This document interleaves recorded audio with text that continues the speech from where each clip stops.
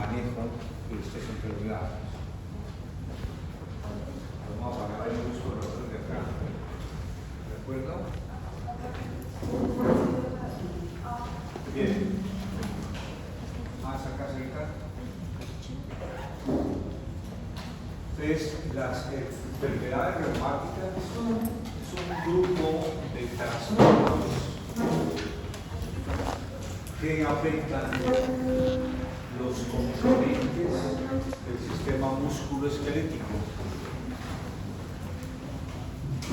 tendones, ligamentos, busas, huesos, músculos y sobre todo articulaciones. Eso es una enfermedad reumática. Son muchos trastornos los que se llaman enfermedad reumática. Esto es una clasificación muy sencilla de las enfermedades reumáticas. Es artritis crónica y agudas. Es aquí son las enfermedades que comprometen las articulaciones propiamente dichas. Crónica, pues 6, 8 semanas de evolución. Entre ellas está la osteoartritis, la artritis reumatoide, y las agudas, que tienen desde horas a pocos días de evolución, en la cual vamos a hacer énfasis en dos de ellas, que es la artritis gotosa y la artritis infecciosa, que es una urgencia médica. Entre los reumatismos de tejidos blandos, pues hay muchísimos, o sea, son tejidos periarticulares, por fuera de las articulaciones, tendones, ligamentos, bursas, cápsula articular por fuera, etc. Entre ellos vamos a resaltar la fibromialgia, el síndrome del túnel carpiano, algunas tendinitis y bursitis y el dolor de columna baja, lumbago, lumbalgia, que hoy hay un caso clínico de lumbar específicamente. Este es un grupo, este grupo de enfermedades autoinmunes es un grupo del cual voy a hablar en la segunda tanda de esta mañana. Son enfermedades en las cuales el cuerpo mismo ataca sus estructuras, que se llama enfermedad autoinmune. Son muchísimas, alrededor de 100 enfermedades diferentes, y destacan lupus, scleroderma, dermatoculinitis, entre otras. Y en las enfermedades óseas, propiamente del hueso, pues la más importante de todos es la osteoporosis.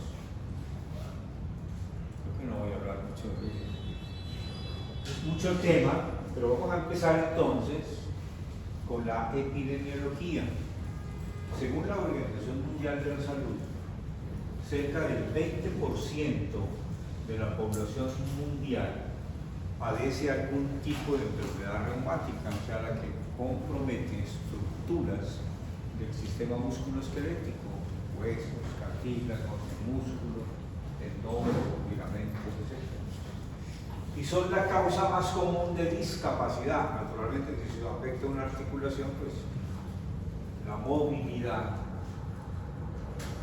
y discapacidad se presenta. Cerca del 35% de las causas de invalidez total o parcial de la población del mundo presentan esta incapacidad.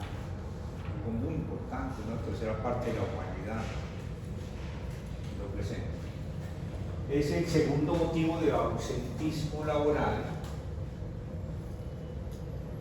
y naturalmente que afecta la salud, la calidad de vida, tiene muchos gastos económicos, sociales, mucho gasto, impacta la comunidad y la sociedad. Estos son datos epidemiológicos de Colombia, donde se estudió la prevalencia de estas enfermedades, fue publicado en el 2018. una población mayor de 18 años en 6 ciudades encuestadas. Se encuestó 10 millones, casi 11 millones de personas. Y se fueron a las casas de estos lugares a reconocer la enfermedad reumática. Es un estudio muy importante, poblacional, de enfermedades reumáticas.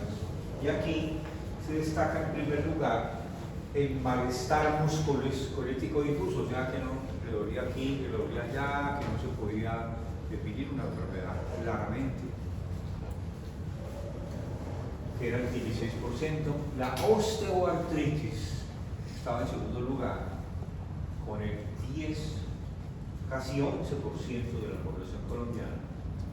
Este síndrome regional appendicular, como dice acá, es tendinitis del manguito de los rotadores, epicondilitis externa, interna, tendinitis, etc. Un grupo grande de enfermedades. La lumbalgia mecánica ocupaba el cuarto lugar. En esa época estaba dando mucho chikungunya y producía artritis franca y categórica. Entonces se destaca acá, pero eso ya pasó. Y la artritis reumatoide, 1,5% de la población colombiana tiene artritis reumatoide en este estudio poblacional, casa por casa. Lo hicieron los residentes de reumatología del país, reconociendo primero una encuesta y después yendo casa por casa a documentarla. Un estudio muy interesante que muestra todas las causas comunes de enfermedades reumáticas para destacar la osteoartrosis, lumbalgia mecánica, fibromialgia, gota, artritis indiferenciada, etc., de la cual vamos a hablar hoy un poco de algunas de ellas. Primero, como vamos a hablar de la artritis, vamos a recordarles un poco de anatomía. La articulación es la unión de dos huesos, un hueso adyacente al otro, y un cartílago articular, que es la parte final del hueso. Toda esta estructura es rodeada de una cápsula articular fibrocartilaginosa que la envuelve, la protege y le da estabilidad. Dentro de la articulación, además de que está el cartílago, está el líquido sinovial, que es muy importante, que lo produce la membrana sinovial que forma la parte interna de la cápsula. Ese líquido sinovial nutre el cartílago, que es avascular y aneural, y nutre la articulación. Es un líquido que se va produciendo y se va extrayendo, produciendo y extrayendo. Mayor cantidad de líquido articular está en la rodilla, 1 centímetro, 1,5 centímetros. El resto es muy poco, el líquido articular, que disminuye la fricción y facilita la movilidad articular. Pero es importante que lo tengan en cuenta. Esto es una articulación muy poco compleja, como una articulación interfalángica proximal, un diagrama de ella. Es el tejido sinovial, produce el líquido sinovial, está conformado de sinoviocitos, o sea, células, vasos sanguíneos muy vascularizadas. El tejido sinovial está muy vascularizado porque es el que produce el líquido sinovial, que es un exudado de esta vasculatura. El término artritis significa simple y llanamente una inflamación de las articulaciones. Bueno, que no todas son inflamación, hay algunas que son degenerativas. Entonces, existen más de 100 tipos de artritis. No como dicen las señoras que existe una sola y que hay que quitarle la carne. No, 100 diferentes tipos de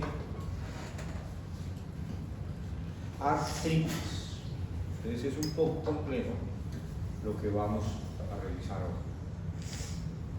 La residente de medicina interna que está rotando por reumatología actualmente, Adriana. ¿Qué más?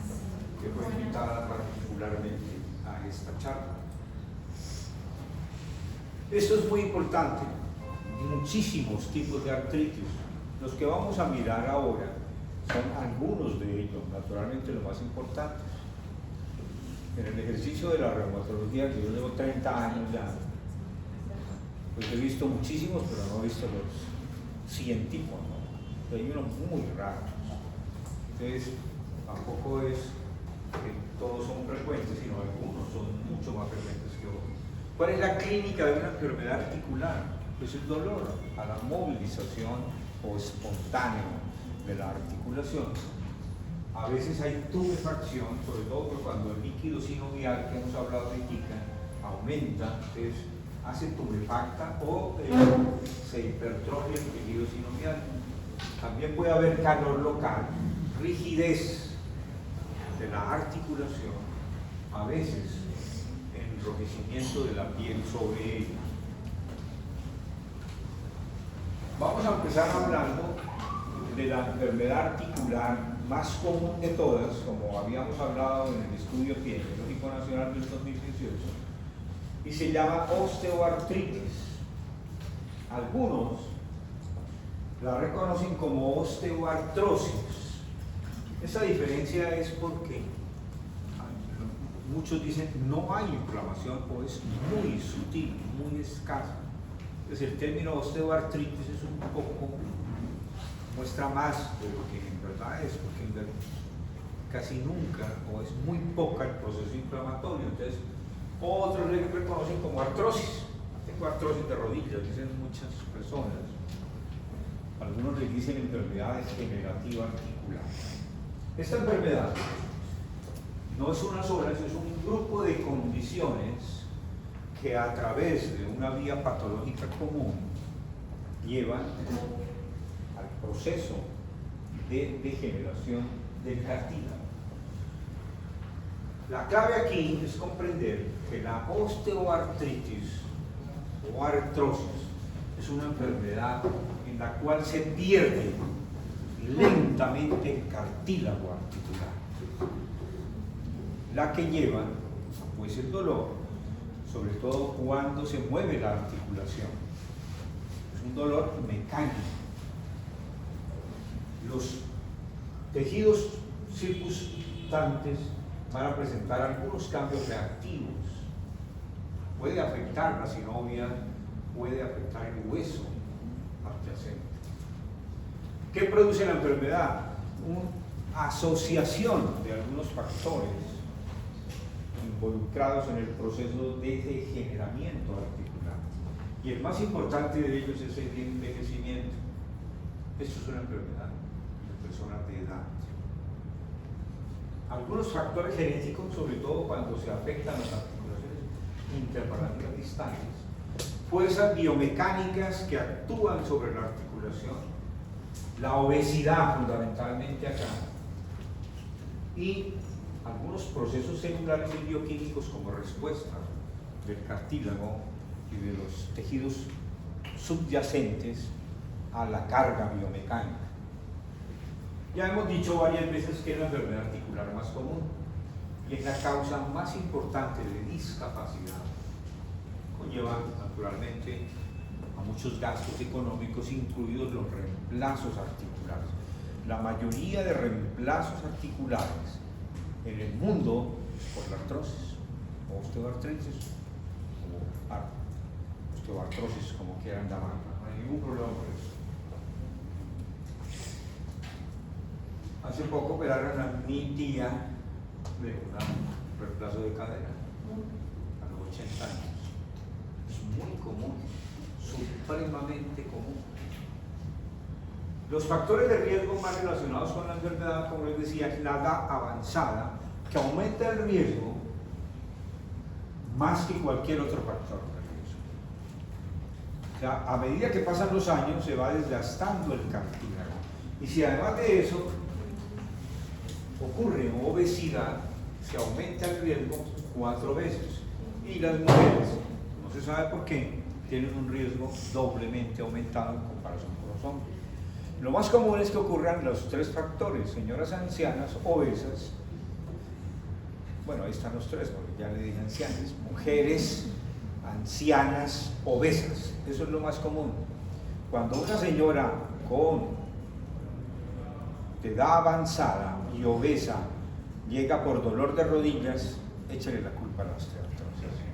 Y el dolor es mecánico, o sea, al subir, bajar escaleras, al arrodillarse, acuclillarse, incorporarse.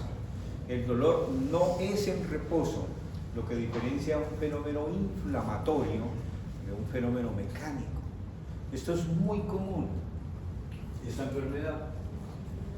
Hay otros factores de riesgo menos importantes, como los ejercicios de alto impacto. Estos son corredores profesionales de maratón o voleibol, básquetbol, que pueden llevar a osteoartrosis degenerativa por el compromiso biomecánico de la articulación, no las personas que hacen ejercicio rutinariamente, esto solo son los profesionales. Traumas y algunos factores, como les explicaba, de estos nódulos de interparásica distales. Los hallazgos clínicos están en esta gráfica. El curso de la enfermedad es lento, progresivo, eso no aparece bruscamente, y compromete fundamentalmente las rodillas, las manos y las caderas. En las manos produce lo que conocemos como nódulos de Heberdin en las interparásica distales, y a veces las doblan a estas articulaciones, como aquí en esta gráfica. Y los nódulos de Bouchard, menos frecuente en las interparásitas proximales. A veces coge la primera carpa metacarpiana, lo que llaman risartrosis, y el dolor al mover el cuando avanza la enfermedad, se va produciendo una deformidad en varo de las rodillas, como en este caso. O sea, los que tienen las rodillas separadas. Y cuando se palpa, hay con frecuencia suena, craquea. A veces hay un derrame articular. Y lo más característico de todos eso es que la osteoartrosis es una enfermedad no inflamatoria, en gran parte de la fisiopatología, y que el dolor es mecánico. Por lo menos al principio de la enfermedad, las señoras aquellas obesas y ancianas van a presentar dolor al subir una escalera, bajarla, les va a doler. Cuando la enfermedad avanza, ya el dolor es en reposo, pero ya en etapas avanzadas. En las radiografías, esto es una pérdida importantísima del cartílago articular, que casi siempre es en el compartimento interno de la rodilla. Es una pérdida muy importante que ya requiere un trasplante, que es el tratamiento definitivo. Como ustedes ven, hay una pérdida asimétrica del espacio articular en el compartimento interno de la rodilla en esta radiografía, y aumento de la densidad mineral ósea, la presencia de osteofitos, que son estos nuevos huesos transversales que se presentan en este caso.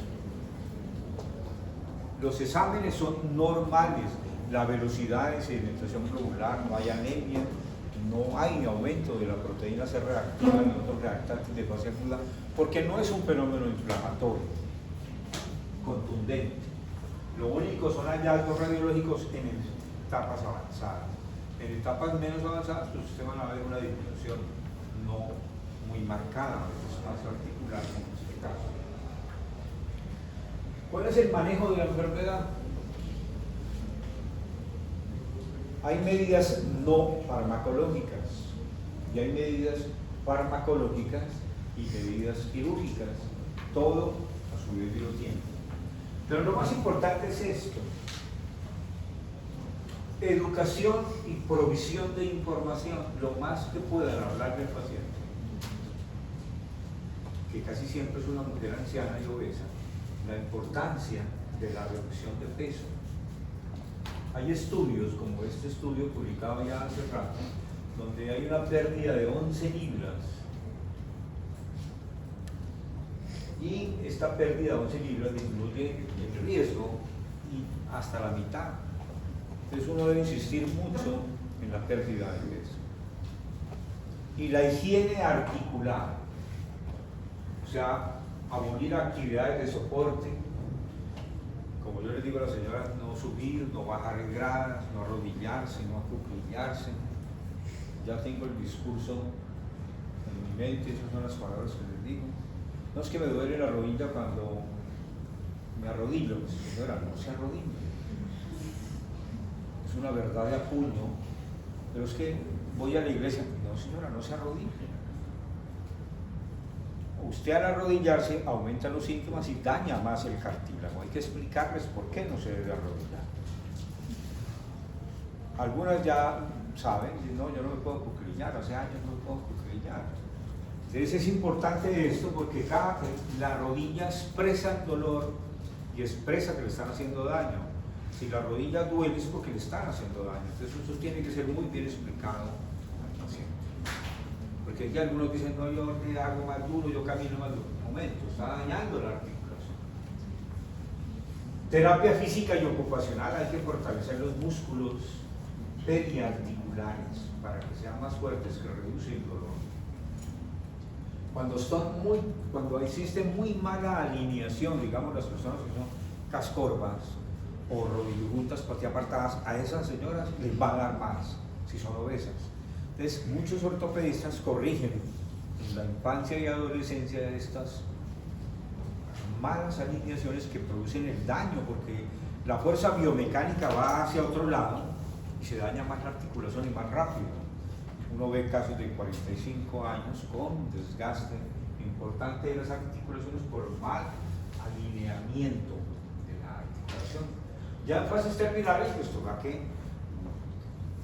sugerirle bastones, sugerirles caminadores, muletas, etc. ¿Y cuál era? Esto es muy importante, y esto a veces se olvida. La terapia farmacológica más importante, o sea, no existe curación de la enfermedad. Cuando se pierde este cartílago articular, no hay nada que hacer. Lo importante es evitar que llegue a una pérdida importante del espacio articular. ¿Qué se perdió aquí? Nosotros no vemos el cartílago en la radiografía, pero se perdió el cartílago. ¿Qué hace el hueso? Reacciona y trata de soportar la carga, aumentando la densidad ósea, como ustedes ven aquí, que es una característica radiológica, y disminuyendo más el espacio, porque el hueso va aportándose más a esa zona. Entonces termina dañándose más la articulación.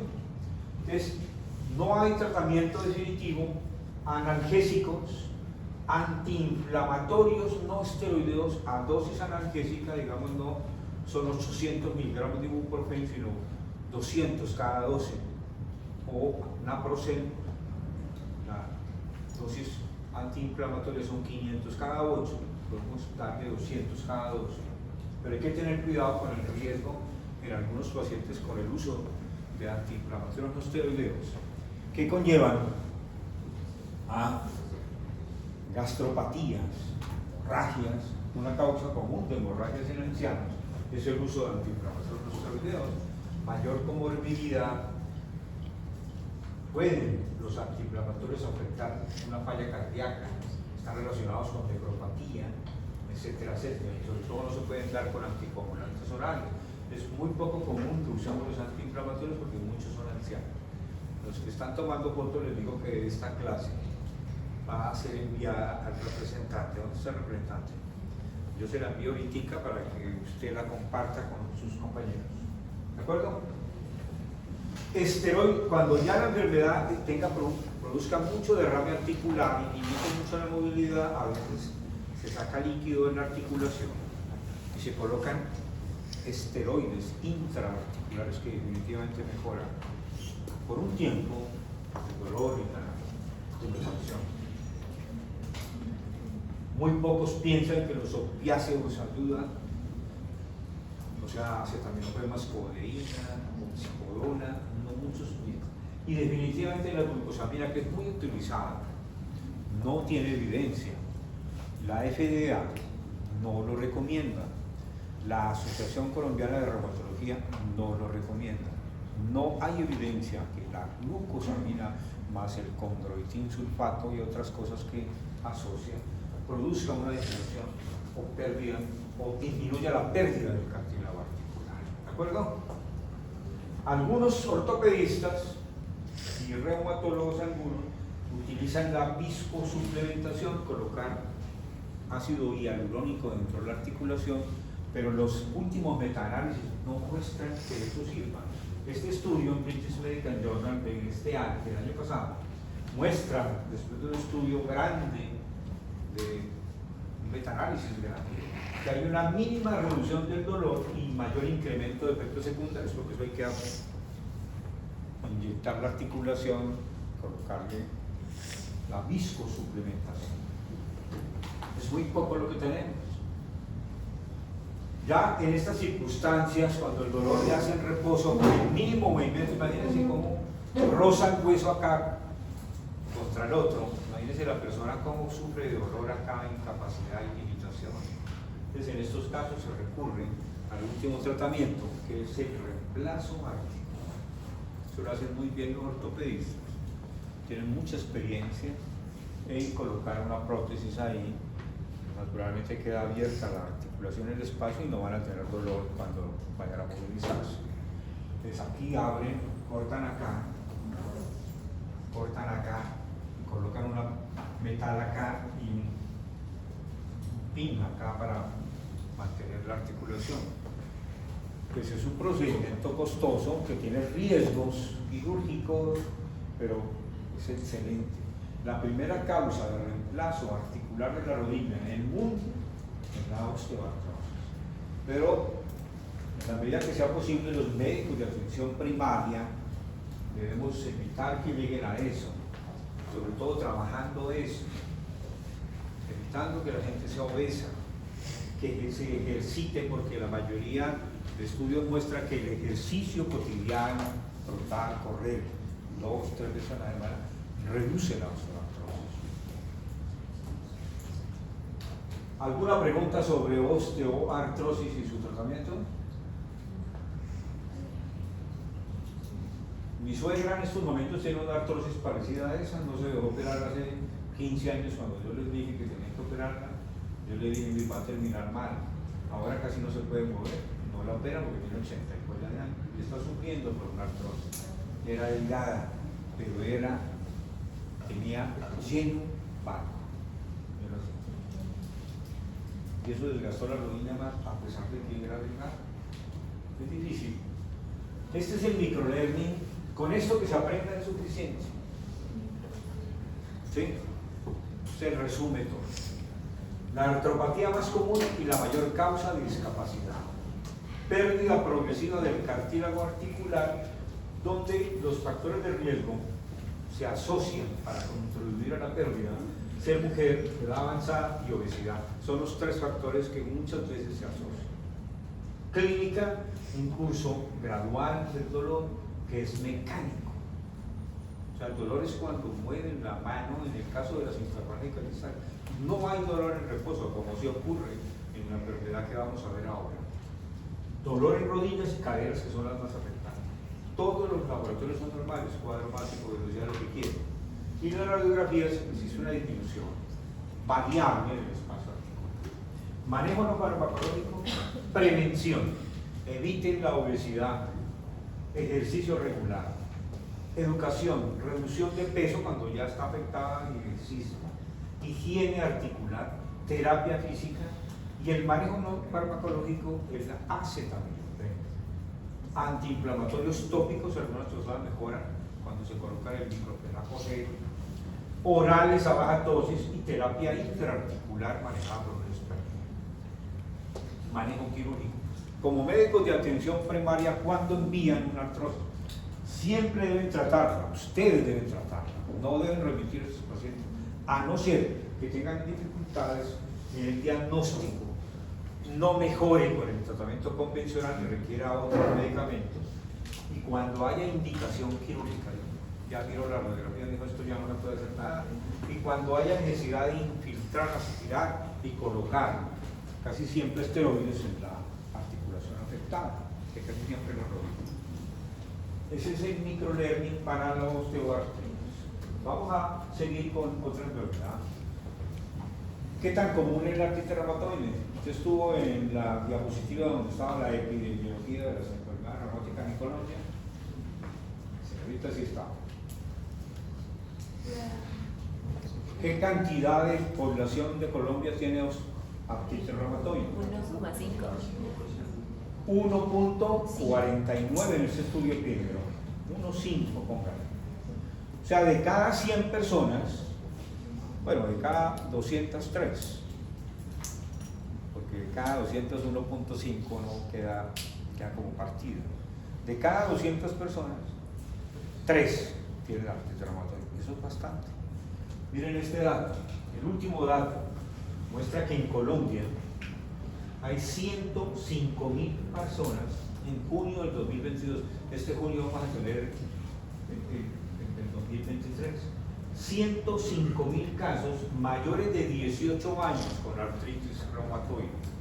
Son bastantes, todos los días vemos. Todos los días vemos. Esa es una enfermedad inflamatoria. Ya no es como la osteoartrosis, sino esto ya es inflamatoria. Es una enfermedad multisistémica, aunque afecta mucho las articulaciones, de etiología desconocida, pero naturaleza autoinmune.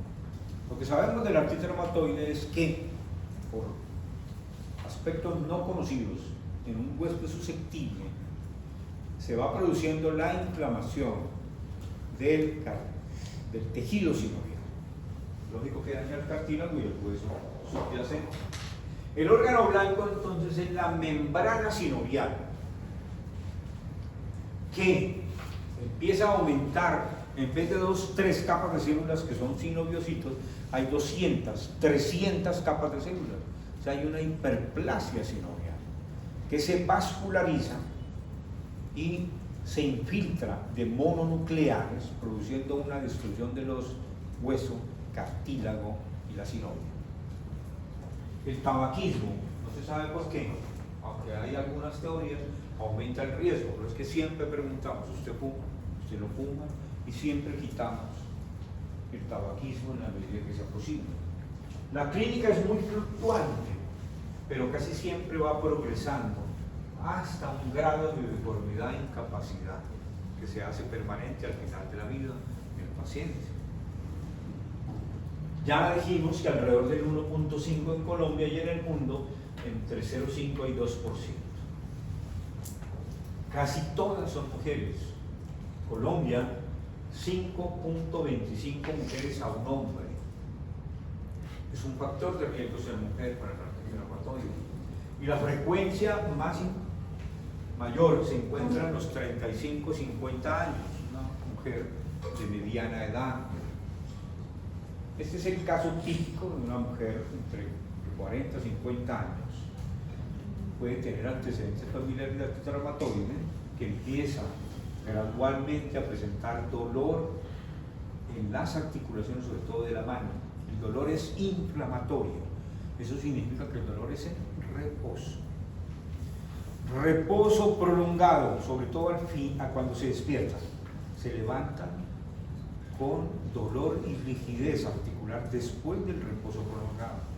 Siempre piensen en artritis reumatoide cuando una mujer de edad media aparece con dolor y rigidez en la mañana temprana después de un reposo prolongado. Presenta esa enfermedad un impacto social y económico muy importante. Un estudio mostró que la segunda causa de pérdida de vida saludable en Colombia, eso es algo, palabras mayores, y las mujeres con artritis reumatoide se mueren de infarto de miocardio porque el proceso inflamatorio no es solamente articular, sino endotelial. Hay una hiperinflamación que produce aterosclerosis temprana y muerte por infarto de miocardio. Ya les decía que hay más de 100.000 personas con artritis reumatoide en Colombia, imagínense las que no se cuentan. Este estudio mostró que se asocia, que en Colombia la edad promedio es 53, un poquito más, y un poquito más en la población, en el resto de la población del mundo, 5.25. y se asocia a otras comorbilidades que empeoran el pronóstico, como la hipertensión, la osteoporosis, la diabetes y el síndrome seco. Pero ¿qué pasa? Esta enfermedad, hay demoras en Colombia en hacer el diagnóstico, promedio 25 semanas. ¿Cuántos meses son? 8 y pico. 8 por 4, 22. 6 por 4, 6. 6 meses en hacer el diagnóstico. Y aquí se requiere un diagnóstico temprano para actuar tempranamente. Y en la mitad de los pacientes en tratamiento por reumatólogos. Esta enfermedad no es de manejo por el médico de atención primaria, es el manejo especializado. ¿Por qué? Porque llevan a muchas deformidades si no se trata con el tiempo. Ya decíamos que es una enfermedad crónica, poliarticular y simétrica de grandes y pequeñas articulaciones. Como no lo había dicho, pero lo estamos diciendo ahora. Que produce dolor y rigidez. Esa rigidez se prolonga casi siempre, más de 1 hora.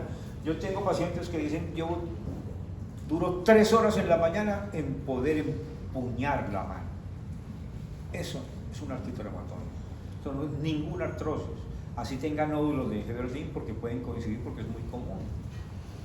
Siempre hay que interrogar en forma adecuada la rigidez matutina y el dolor, si es en reposo o no. Pero miren que hay compromiso sistémico. Puede haber anemia, que es muy común. Nódulos reumatoides, bueno, estos son muy exagerados, pero estos son los típicos en la extensión, en la zona de extensión del codo. Puede producir resequedad de piel, de ojos, en el contexto de un síndrome seco. Puede producir compromiso ocular, y es una causa de ceguera, yo he visto algunos, y puede producir inclusive vasculitis con necrosis de vasos sanguíneos de la piel debido a la vasculitis. ¿Por qué se demora tanto el diagnóstico? Porque en Colombia se gastan 6 meses en hacer el diagnóstico del artrito reumatoide cuando se requiere un diagnóstico rápido. Primero porque el diagnóstico diferencial es complejo, mucha gente le duele las articulaciones en la mañana, no solamente el artrito reumatoide, y al principio la rigidez no es tan significativa. Llegan tarde los pacientes, esto es común, llegan muy tarde los pacientes a las consultas. El médico general no la reconoce tempranamente. Hay en el país ausencia de políticas sobre esta enfermedad. Y los criterios de clasificación que vamos a ver ahora son bastante complejos. Estos son los criterios de clasificación, no son criterios diagnósticos. Son criterios de clasificación, pero mucha gente lo usa como criterios diagnósticos para hacerse una idea de esta enfermedad. Entonces, aquí el más importante en la afectación articular es que hay, cuando hay más de 10 articulaciones afectadas, da un puntaje alto, que casi se acerca al diagnóstico definitivo. O sea, una persona que se queje de dolor en las manos, que son 10 articulaciones, 5 metacarpofalángicas, 5 interfalángicas proximales, casi siempre son simétricas, las enfermedades simétricas. Entonces, con solo una persona que acuse dolor en metacarpofalángicas e interfalángicas proximales bilateralmente, ya tiene casi el diagnóstico hecho. Y entonces ustedes le hacen la maniobra de comprensión de la articulación metacarpofalángica, como les explicaba en semiología. Creo que usted no estuvo en la clase de semiología, pero la forma para enviar un paciente con una sospecha de artrito reumatoide es que tenga un squeeze test positivo, que es dolor a la palpación simultánea de las metacarpofalángicas. Si el paciente tiene esto y una rigidez matutina importante, siempre tienen que remitirlo, porque este paciente tiene que ser remitido tempranamente. Si además deben hacerle un factor reumatoide y una anti-CCP,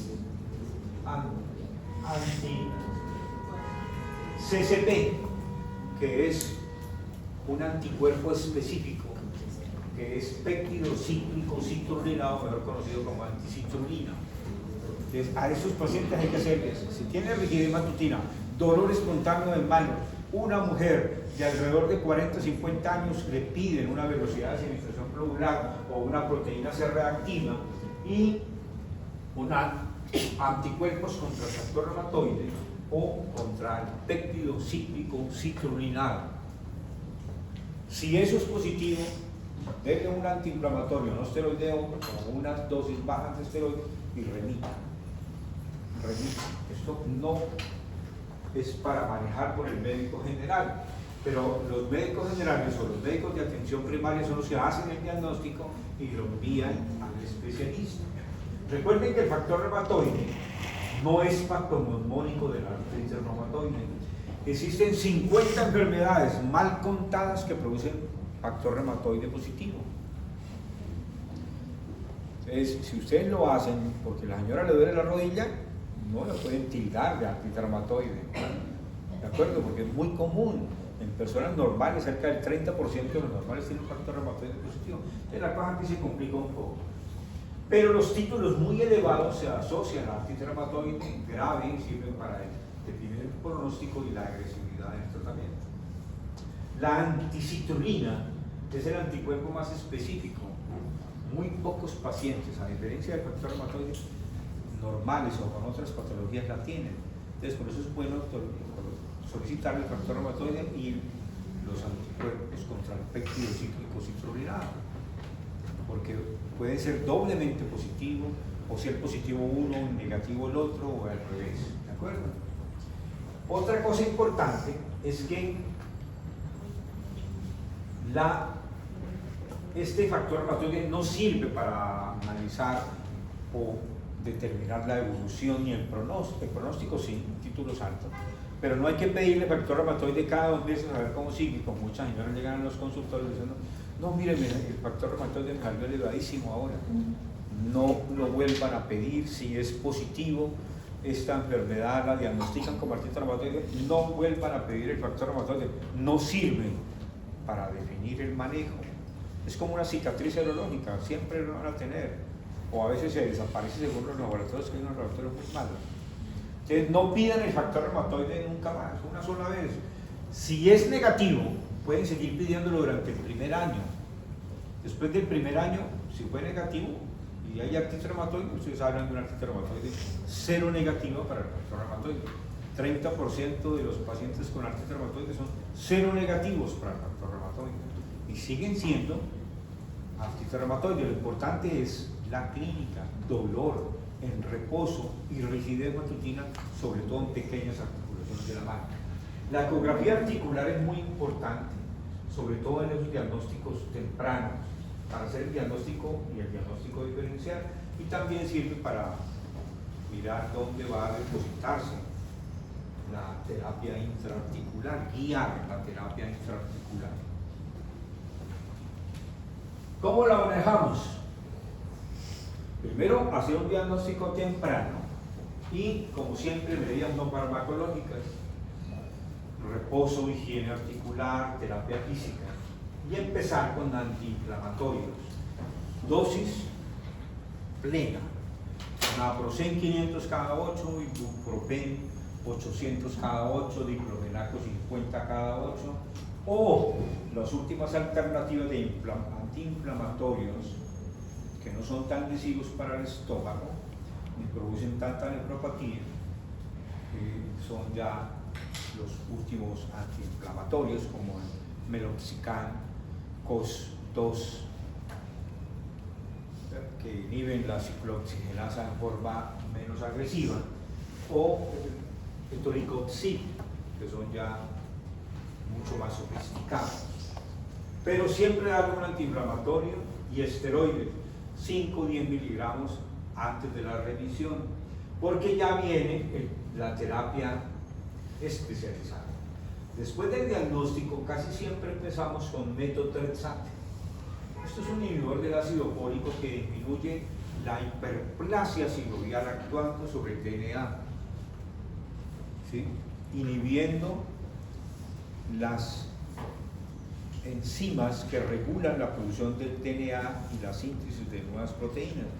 Es un antifólico, el metotrexato. También usamos la leflunomida, que es un antipirimidínico.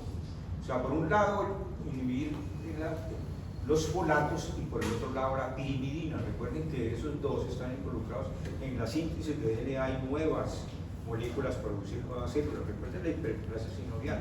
No son 2 o 3 células, sino capas de 50 y 100 células que aumentan el tamaño de la articulación. Entonces, por eso lo controlamos con metotrexate, que es la droga de elección, o la leflunomida. Y cuando no mejora, 40%, 30-40% no mejoran, usamos la terapia combinada, que es metotrexate, inhibiendo folatos por acá y pirimidina por acá, para disminuir la síntesis de DNA. Entonces, con estos dos medicamentos mejoramos un porcentaje, otro más, un 10% más, y nos queda un 20-30%, que ya tenemos que utilizar drogas muy sofisticadas, entre ellos los inhibidores del factor de impulso tumoral alfa.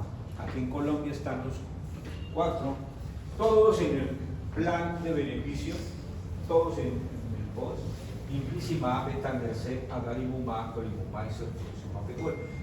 Todos son inhibidores del factor de impulso tumoral. Esto hace unos 40 años, 30 años, unos 35 años empezaron el uso de inhibidores del factor de impulso tumoral, que llaman terapia biológica. Espectacular. Antes de esta etapa de la terapia biológica, la gente se deformaba mucho. Ahora prácticamente nadie se deforma si se hace un tratamiento oportuno. Cuando esto no mejore, o también pueden ser utilizados los inhibidores de la interleuquina 6 y los inhibidores del cofactor. También últimamente estamos usando por vía oral inhibidores de la Janus quinasa, que es el segundo mensajero.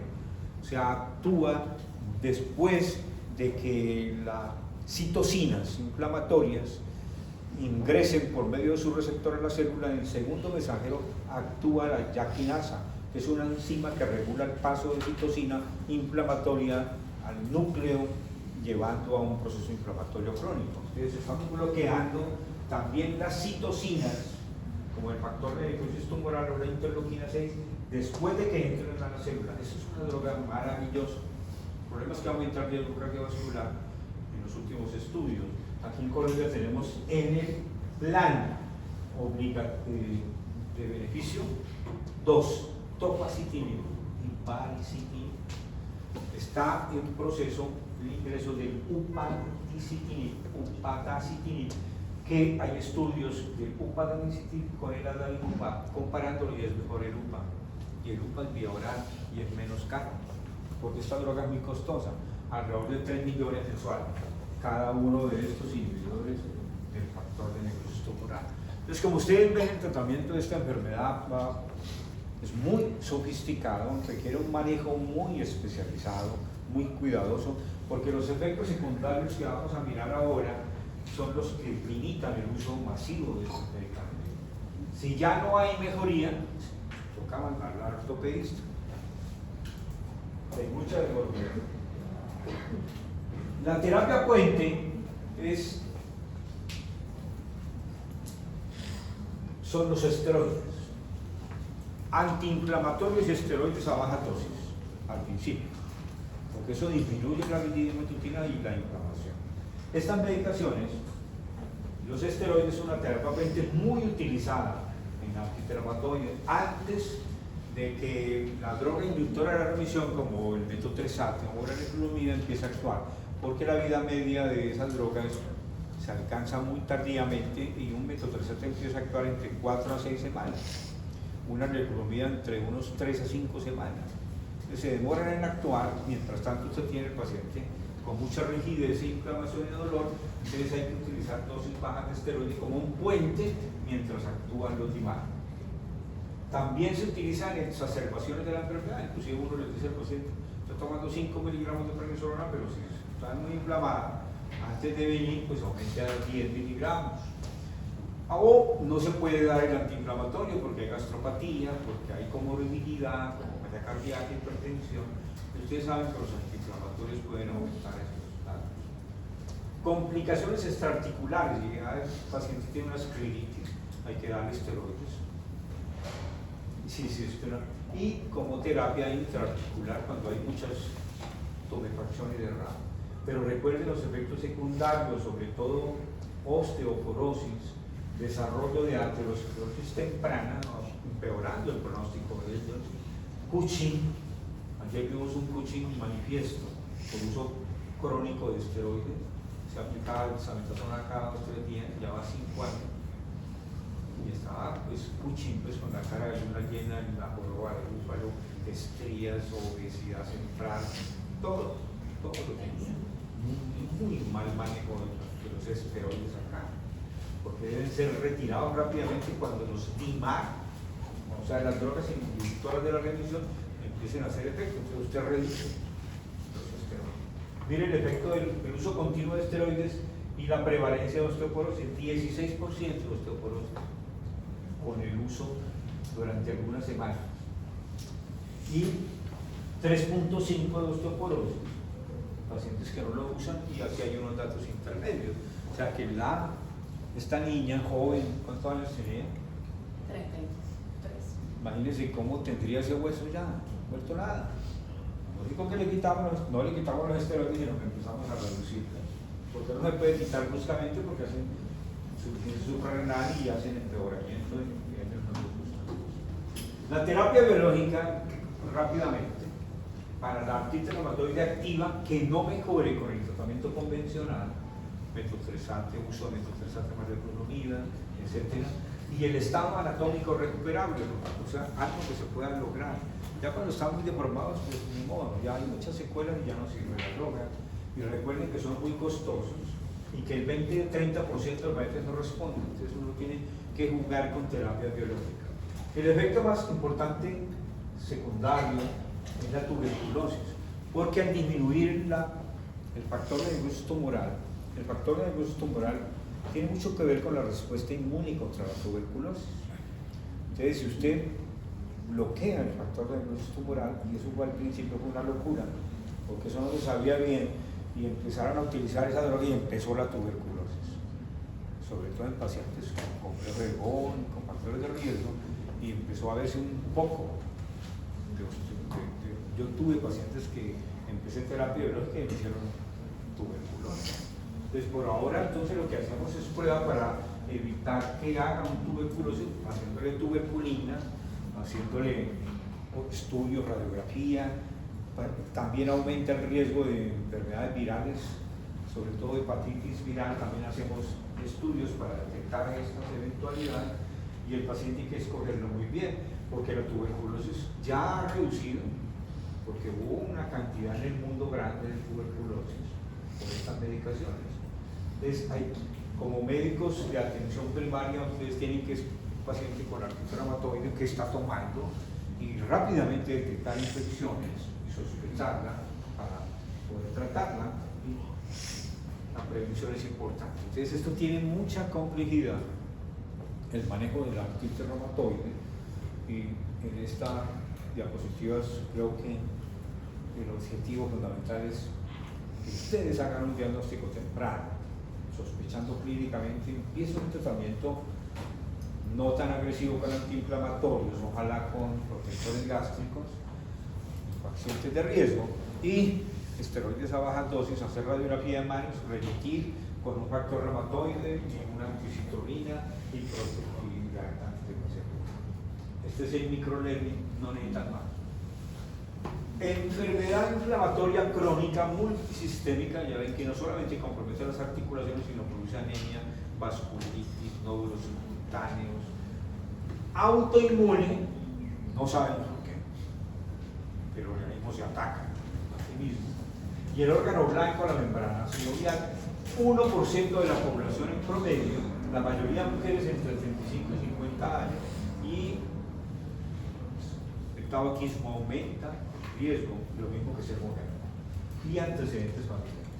Clínica, poliartritis simétrica de pequeñas articulaciones, sobre todo mano, pies, también grandes articulaciones. Rigidez muy prolongada, de horas y horas que no se pueden mover, anemia frecuente y con frecuencia se queda de piel en el contexto de un síndrome seco sólido. Exámenes reactantes de fase aguda elevados, factor reumatoide o anticitrulina positivos en cerca del 60 al 80, que no sirven para valorar la enfermedad. No hay que pedir el anti-CCP, no sirve para nada. Bien, mejor una velocidad o una PCR, que cuando el paciente mejora empieza a reducirse. Ecografía muy útil para el diagnóstico cuando hay dificultades, sobre todo en las fases tempranas, y se recomienda usar los criterios de clasificación que les coloqué en una diapositiva anterior como un criterio diagnóstico. Tiene poliartritis, tiene factor reumatoide, tiene velocidad elevada, que tiene matutina prolongada, la madre si eso no es una artritis reumatoide. Detección temprana es lo más importante. Proscribir el tabaquismo, educación y autocuidado, higiene articular, antiinflamatorios y esteroides a baja dosis. Ya el resto de metotrexato, hemoglobina, terapia intraarticular o biológica y el manejo quirúrgico es un manejo especializado. ¿Qué hace? ¿Remitir cuándo? Con la sospecha de antiinflamatorio. Bien. Lo único que hagan es PCR, velocidad, un cuadro básico, un factor reumatoide y anticitrulina. Ojalá lo más temprano que se pueda para poder intervenir. Entre más temprano se interviene, pues lógico que el pronóstico, la pérdida del trabajo posterior, las incapacidades y limitaciones y deformidades se reducen. Se ha logrado en los últimos años, por medio de clínicas de artritis reumatoide, clínicas de artritis temprana, en algunos lugares hay aquí en Colombia, donde cualquier paciente afiliado a diferentes EPS, cualquier paciente con dolor articular se ha remitido rápidamente al reumatólogo. Es la única forma de intervenirlo rápidamente. Se hace el diagnóstico diferencial, no tiene artrosis, tiene fibromialgia, porque eso se puede equivocar uno, tiene lupus. Entonces ellos en esas clínicas de atención primaria hacen un estudio clínico muy importante, interrogatorio científico y unos exámenes de laboratorio y una vez se quedan con el paciente. Este paciente es para acá. Usted se va, usted se queda, usted vuelve, se haga otro examen, etc. Vamos a hablar ahora de otros tipos de artritis.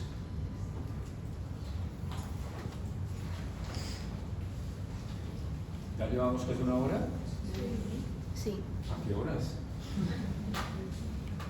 Que es la psoriasis. La psoriasis es una artritis en un paciente con trastorno de piel de tipo psoriásico. La psoriasis es relativamente común, 1 al 3% de la población la tiene, y de estos es muy difícil el estudio epidemiológico, pero más o menos entre el 5 al 10% presentan una artritis. ¿Qué características tiene con relación a las anteriores? Que es asimétrica, de predominio en miembros inferiores, aunque puede afectar las interplásicas distales, también las uñas. Es el diagnóstico de artritis psoriásica, es un paciente con psoriasis, que le duela una rodilla, un codo y un dedo por ahí de la mano del pie, o sea, casi siempre oligo, menos de 4, entre 2 y 4 articulaciones afectadas, y compromiso de piel como este de un paciente con afectación del cuero cabelludo por estas placas eritematoso-descamativas, que son muy peculiares. Esto sí, el diagnóstico es claro, a veces uno tiene que mirar un poco más. Mire la afectación del dedo en salchicha, que llaman a esta dactilitis, que es otra cosa que no ocurre en la artritis reumatoide. Mire la afectación de las uñas y del lecho periungular, como dice acá. Ese es un caso muy diferente a los anteriores. Artritis inflamatoria, muy asimétrica, una rodilla y un pie. Está raro. Y búsquele la psoriasis, porque puede aparecer la artritis antes de la psoriasis. A mí me pasó un caso cuando yo llegué de reumatólogo aquí a Bucaramanga hace 30 años. Se me pasó una psoriasis. Y tenía una artropatía un poco extraña, Y yo dije, y era inflamatorio, entonces le di metotrexato. El señor se fue a donde un profesor mío de Medellín, donde hice la residencia, y el doctor le dijo, dígale al válido ese que tiene psoriasis. Y volvió a mi consultorio, le dijo al profesor que tenía, que yo tengo psoriasis, tengo artritis. ¿Cómo hizo? Pues me buscó en el ombligo, buscó otras zonas aquí en el glúteo y un poquito aquí en el cuero cabelludo, yo no lo había visto. O puede que le hubiera aparecido mientras llegaba. De todo modo me regañó el profesor porque se me pasó. Puede pasar. Pero la mayoría tiene la psoriasis primero y después la artropatía, entonces queda más fácil hacer el diagnóstico. Pero busquen en algunos lugares. A mí ya no se me pasa una artropatía así toda asimétrica, buscarle la piel bien. Después del regaño del profesor, no se me pasa. ¿Cómo manejan la enfermedad? Antiinflamatorios, cuando la enfermedad es moderada, leve a moderada. La mayoría de casos requiere, menos mal que yo le había dado metotrexato, pero sí ha mejorado, ¿no? Metotrexato. Es más, en artritis indiferenciada uno da metotrexato. No sabe cuál es, hay 100. Entonces a veces uno no sabe usted cuál tiene, factor inflamatorio negativo, velocidad un poquito elevada y artritis inflamatoria, no nada en la piel. Usted le puede dar metotrexato. Aunque eso pasó, ese análisis se hizo después, no antes de que yo lo hiciera en este caso. Metotrexato. Casos severos, ya remitir. Muchos pueden mejorar con antiinflamatorios o con metotrexato, pero en estos casos ya hay inhibidores del factor nervioso estombral, como en la artritis reumatoide, y ya entran a jugar otros inhibidores de la interleuquina 17, que es muy buena, inhibidores de la interleuquina 23, y ya hay estudios recientes contra ayaquinasa. Entonces ya el tratamiento se afecta un poco, y además la piel hay que hacerlo con el dermatólogo, y ellos también manejan esas terapias biológicas. Aquí estos son el Secukinumab, es un inhibidor de la interleuquina 17 que da buenos resultados. Entonces el manejo puede ser por el médico de atención primaria cuando le duela un codo y una rodilla y no se inflame mucho, vamos a manejarlo con antiinflamatorios no esteroideos. Si ya el paso siguiente tiene que darse con algún biológico, pues tiene que revisar. Otra enfermedad es la artritis reactiva. Esta artritis reactiva es una enfermedad autoinmune. ¿Qué ocurre? Después de que haya una infección en un huésped susceptible, casi siempre con el antígeno de histocompatibilidad HLA-27. Entonces, 1 a 3 semanas después de la infección, que puede ser gastrointestinal, por salmonella o shigella, o venérea, casi siempre la clamidia, proteus, aparece una artritis y hay que preguntarle siempre al paciente: ¿tuvo diarrea? ¿Ha tenido uretritis o descarga uretral? Descarga uretral en la mujer es un poco más difícil. Pero después de esto aparece artritis, que es oligoarticular y asimétrica de predominio de miembros superiores. Entonces uno dice, bueno, esto no es un artitraumatoide porque no son las dos rodillas, no son los dos tobillos, no son las muñecas, sino que es una muñeca y una rodilla. Dice, esto es probablemente una artritis diferente. Y si hay conjuntivitis y uretritis y eventualmente algunas lesiones cutáneas y endosopatía, que es la unión del tendón o ligamento al hueso, vamos a pensar en la artritis reactiva. Se ve, esto se ve, no es inusual ver casi siempre, son más jóvenes que el paciente con artritis reumatoide, pero tienen un tipo de artropatía diferente. Pero lo importante en la historia clínica es el antecedente de diarrea o uretritis. No todos lo tienen, pero la mayoría, que casi siempre son hombres o mujeres jóvenes, y existe mucha lesión en piel, conjuntivitis además, lesiones en piel y dedo de salchicha. Esa es una particularidad de la artritis de este caso, como este dedo de salchicha. Tratamiento de la artritis reactiva, antiinflamatorios no esteroideos.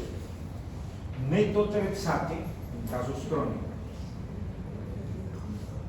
Estos son, para que lo revisen posteriormente, los patrones de presentación de estas enfermedades, digamos que es el microLEP, de artritis psoriásica y artritis reactiva. Ahí está el resumen. Si no tienen mucho tiempo, léanse los resúmenes. Vamos a ver dos artritis agudas, que son la gota y la artritis séptica. La gota es una artropatía por el depósito de cristales de urato monosódico. Esto es un líquido sinovial visto con luz normal, con aumento de 100x. Miren el cristal, un cristal fino, en aguja le llaman, que es rodeado por el polimorfo nuclear neutrógeno, que aquí hay varios atacándolo. El daño lo produce el polimorfo nuclear neutrógeno, no el cristal. Y por eso es que se ataca el polimorfo, produce lesión de los tejidos, pero dura una semana o menos y desaparece. Esa es la característica de la gota, que es intermitente y produce brotes muy autolimitados, una enfermedad autoinflamatoria. Es la causa más común de artritis inflamatoria en hombres, en todo el mundo. Cuando un hombre le dice que joven, que le dio un ataque de gota, de dolor articular, inflamación, hinchazón de un metacarpio, del dedo gordo del pie, y que le pasó a las pocas semanas, como dicen ustedes, marica, eso es una gota, no se salva. Aunque hay pseudogota. Vimos una paciente igualita a una gota y era una mujer. Yo no he visto gota. 30 años de reumatólogo, no he visto gota en mujeres. No la he visto. Se me han pasado todas. ¿Qué día fuimos? Nos llamaron de un piso y era una gota. La más no se puede tocar la articulación del dedo gordo del pie y era una pseudogota, que es otra enfermedad. Ahora miramos eso. Es una enfermedad curable. Si usted baja los niveles de ácido úrico, la gente nunca vuelve a tener ataques. Entonces, ¿cuál es el factor de riesgo más importante? La hiperuricemia. Puede ser por hiperproducción o disminución de la excreción o la mezcla de las dos. Entonces aumenta el ácido úrico en sangre y estos cristales de urato monosódico se depositan cuando están muy altos en la sangre a nivel de los tejidos, produciendo la típica monoartritis inflamatoria, eritematoma, en un dedo de los órganos. Además de la hiperuricemia, hay factores de riesgo como los diuréticos, la hiperlipidemia, la obesidad, hipertensión.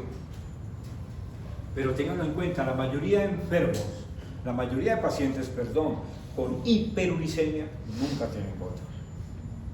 O sea, encontrar cuánto es el normal del ácido úrico. Usted que no vino a la clase, ¿cuál es el normal del ácido úrico? La vecina. Ácido úrico normal en sangre. ¿Cuánto? 7. No, en hombres y mujeres 7, ¿vale? No me compliquen con 6 y 7, no, 7. Entonces hay gente con 8, 9, 10 y no tiene gota. ¿Sí? Entonces hay que entender que un dolor articular con una hiperuricemia no es todo el tiempo gota. Y otra cosa, los primeros ataques de gota pueden ocurrir con ácido úrico normal, entonces complican las cosas. Estos pacientes presentan casi siempre un ataque en la primera articulación metatarsofalángica del pie. Esto es muy usual. Y a casi todos se les afecta la metatarsofalángica del pie, no sabemos por qué. Entonces, cuando hay un ataque que se desarrolla rápidamente en horas, el paciente está con el dolor y la inflamación en la articulación, a veces pocas horas, con eritema alrededor, altamente sugerente de inflamación por cristales, muchos cristales, pirofufato cálcico, pseudogota, hidroxiapatita, infección. Entonces hay que buscar cuál es la causa de esto. La mayoría son gota. Hay reumatólogos que solo manejan artropatía microcristalina. En Estados Unidos hay centros de artritis por microcristales. Imagínense la cantidad de gente que puede llegar con una enfermedad. Nuevamente el cristal y nuevamente los otros polimonoculares es cómo la gota puede producir artritis aguda, pero también hay un espacio en que no hay ataques, se llama gota intercrítica, pero a veces los cristales se depositan en tejidos como el riñón y en la piel con los topos, produciendo una destrucción articular. ¿Cómo manejamos la enfermedad aguda? Usted la debe manejar, antiinflamatorio, colchicina. Ese es el manejo de la ataque. Para la pseudogota también. A veces esteroides, cuando es muy fuerte el ataque, por vía oral o intraarticular. Claro que esa articulación no se deja tocar, colocarle una droga ahí, terrible. Antiinflamatorios, colchicina del ataque agudo. Ataque crónico, muchos episodios, cada más de 3 o 4 al año, grandes elevaciones del ácido úrico. Dicen, no, hay que disminuir el ácido úrico. Entonces entra uno a utilizar alopurinol, que es un inhibidor de la xantina-oxidasa que disminuye las cifras séricas de ácido úrico. Se demora 3 a 6 meses en hacerlo y puede seguir haciendo ataques mientras usted manipula los niveles séricos del ácido úrico. Otra droga es el febuxostat, pero últimamente los estudios muestran que aumenta el riesgo cardiovascular, entonces estamos prefiriendo el alopurinol. Y aquí casos dramáticos con terapia biológica. Entonces, educación a los pacientes, dieta balanceada, no quiten la carne. No hay evidencia que disminuir la carne disminuye los niveles séricos de ácido úrico lo suficiente. Estudios de intervención nutricional en pacientes muestran que 6 meses después de hacer una dieta estricta baja 0,3 a 0,6 las concentraciones de ácido úrico, o sea, si tiene 12 baja a 11,2. Y un paciente cambiarle la vida y cambiarle la dieta por una disminución tan poco importante del ácido úrico no se recomienda. Entonces no hagan como en las señoras que le quitan la carne a todos los pacientes, menos a los de la gota, porque no sirve para nada, o sirve muy poco. De pronto los alimentos, los crustáceos y otros ricos de ácido úrico de pronto no el alcohol tampoco, porque aumenta. Evitar la obesidad también es un recurso para disminuir las concentraciones. Cuando lo remiten, diagnóstico incierto. ¿Por qué? ¿Es una pseudogota? ¿Si es una mujer o es otra cosa? ¿O es una sepsis articular? O un tratamiento inefectivo, ya sea en la fase aguda o en la fase crónica, sí, es una causal de remisión. O comorbilidades que afecten estos medicamentos y la depuración y la eliminación de ellos, como la falla renal crónica. Esto es una urgencia médica, la artritis séptica. Estos son pacientes que, si no se hace un diagnóstico temprano, pues se daña la articulación y puede producir la muerte. Entonces, el germen infeccioso ingresa casi siempre por vía hematógena. O sea, por allá una lesión va por vía hematógena a la articulación. A veces una herida, a veces osteomielitis, a veces infiltraciones, uno que otro ha tenido este problema, pero hay factores predisponentes, o sea, que disminuyen la inmunidad. La artritis reumatoide, o sea, artritis previa, puede aumentar el riesgo de infecciones. También la prótesis articular, aquí veo un caso, la misma gota como inflama, reduce la respuesta inflamatoria. La diabetes, el uso crónico de esteroides aumenta el riesgo. Hay que preguntar a ver qué riesgos tiene de hacer un proceso. Y el germen más común de todos es el estafilococo.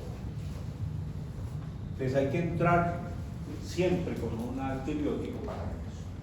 A veces el gonococo, hay factores de riesgo, y a veces el estreptococo. A veces bacilos gram negativos en personas muy inmunosuprimidas, hospitalizados, con prótesis, etc. El cuadro clínico es muy típico. Casi siempre monoarticular, como la artritis gotosa, pero no en la metacarpo paránica, sino casi siempre en articulaciones grandes como rodillas. Mucho dolor, imagínate tener pus en una articulación, tumefacción, mucha incapacidad.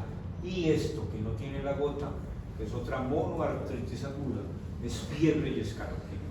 Eso casi siempre ocurre, a no ser que esté muy inmunosuprimido o muy anciano, no hay una respuesta adecuada. El diagnóstico es clínico, pero se confirma sacando líquido de la articulación. Y sale pus, es en serio. Eso es una foto de un paciente que yo vi. Esto es una pus que le sacamos. Mandar rápidamente, empezar el tratamiento rápido para el germen probable, mandar el líquido para estudios. El estafilococo se cultiva con frecuencia, casi 75-80% de los casos, pero los bacilos gram negativos mucho menos, y el gonococo casi no se puede cultivar a no ser que se utilice un medio especial, si se sospecha fuertemente. La velocidad de sedimentación, imagínense cómo estará acelerada la PCR, los hemocultivos pueden ser positivos, y el líquido sinovial que se examina siempre muestra una gran leucocitosis. Normalmente, ¿cuántos leucocitos hay en el líquido sinovial? Sí, que es la que más sabe de reumatología. ¿Cuántos leucocitos hay normalmente en el líquido sinovial? Sí, hay. Menos de 1000. Hay leucocitos. Casi todos mononucleares. Pero cuando en el líquido sinovial hay 50.000 o más leucocitos, todos polinucleares, esto es una infección. ¿Y qué hay que hacer? ¿Qué hacen ustedes con una artritis séptica? Además de llamar al reumatólogo o al ortopedista que le ocurra. ¿Cómo lo manejan? Antes de los antibióticos o al mismo tiempo. Aspira. Hay que drenar la articulación. Usted se imagina tener pus en una rodilla. Hay que sacarlo. El tratamiento es drenaje y antibióticos. ¿Cuál antibiótico? Pues el drenaje rápidamente, lo más rápido posible. Si hay que llamar al ortopedista, hay que llamarlo, pero uno puede sacar el líquido articular. Yo de hecho saco el líquido cada 2, cada 3 días hasta que ya no vaya y voy mirando el recuento de leucocitos en el líquido. Pero a veces no se puede sacar, digamos, una cadena muy compleja, o no respondió al tratamiento rápidamente, o existe osteomielitis, hay que llamar, o tenemos dificultad, digamos, una sacroiliaca con artritis, eso no lo drena nadie. Menos mal que casi siempre en la rodilla y nosotros lo drenamos.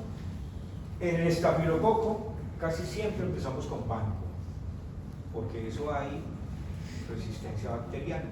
Si no hay resistencia, oxacilina puede ser, pero la mayoría empieza con banco. Y para el mono, casi siempre ceftriaxona. El estreptococo piógenos mejora bastante con penicilina, y si uno empieza con banco, mira el resultado del antibiograma y si un estreptococo, como me pasó una vez acá, cambio penicilina y mejoran espectacularmente. Estos son el microlearning para los patrones de presentación. Vamos a hablar rápidamente. A las 8:30 acabamos, ¿no? ¿Están cansados? Sí. Yo no. Entonces vamos a seguir un poquito más rápido. La casa.